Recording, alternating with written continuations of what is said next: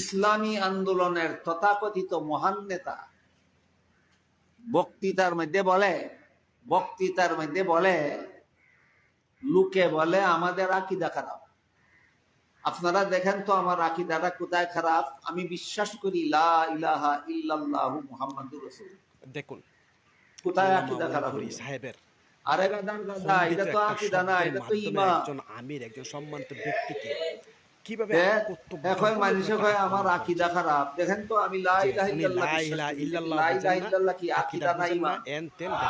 মুহাম্মাদুর রাসূলুল্লাহ কি আকীদা না ঈমান? সাহেব কি বলেছেন ঈমানের দোহাই দিয়া কয় আমার আকীদা খারাপ। ভিডিওটা শুনেন বিস্তারিত, তখন আপনারাই বুঝতে পারবেন অলিপুরি সাহেব কতটুকু হিংসাত্মক, কতটুকু মিথ্যা অপবাদের মাধ্যমে মানুষকে বক্তৃতা দিয়ে সমাজের মধ্যে প্রতিপন্ন করে। বিস্তারিত শুনেন শফিকুর রহমান সাহেবের কাছ থেকে। আমাদের বিরোধী মহলে অনেকে বলেন যে জামাতের আকীদা ঠিক নাই, একটু ব্যাখ্যা করলে উপকৃত হব। আচ্ছা, আমি আমার আকীদাটা আগে বলি।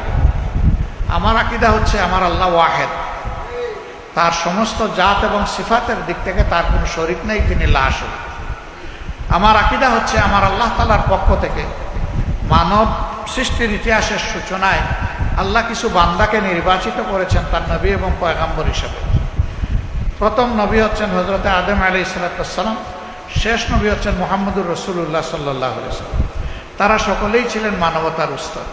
আমার আকীদা হচ্ছে এই সমস্ত নবী পয়গাম্বরগণ সরাসরি আল্লাহর ওহী দ্বারা নিয়ন্ত্রিত এবং পরিচালিত ছিলেন। অতীতের ওহীগুলা অবিকল এখন বিদ্যমান নেই, বিদ্যমান আছে আল্লাহর দেওয়া পূর্ণাঙ্গ হেদায়েতের কিতাব আল কোরআন। এটি আমার আকীদা।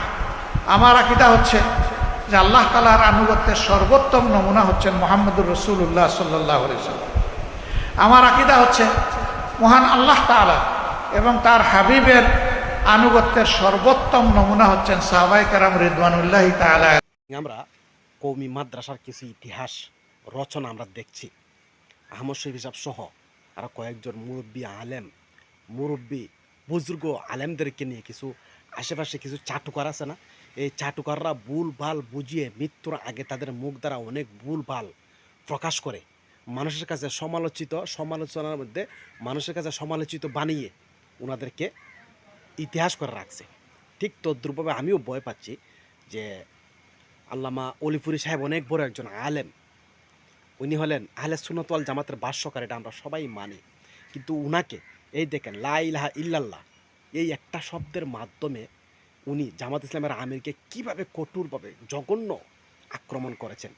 এটা অলিপুরি সাহেবকে এই যে আশেপাশে কিছু চাটুকার আছে না, এই চাটুকাররা হয়তো উনাকে এভাবে বুঝিয়েছে, যার কারণে উনি এভাবেই বিস্তারিত না শুনে না বুঝে উনি এভাবেই বয়ান দিচ্ছেন। তা আমি ভয় পাই যে আমাদের বুজুর্গ আলিম ওলামারা ওনারা যে খেদমত রেখে গেছেন, ওনারা যে খেদমত ইসলামের জন্য, মাদ্রাসার জন্য, দিনের জন্য যে খেদমতগুলা এই আঞ্জাম দিয়ে গেছেন, এই খেদমতগুলাকে মৃত্যুর আগে এই চাটুকাররা ধ্বংস করে দিচ্ছে, আরও ধ্বংস করে দেবে। এদের জন্য আমরা ভয় পাচ্ছি। আল্লাহ আমাদেরকে সবাইকে হেফাজত করুক।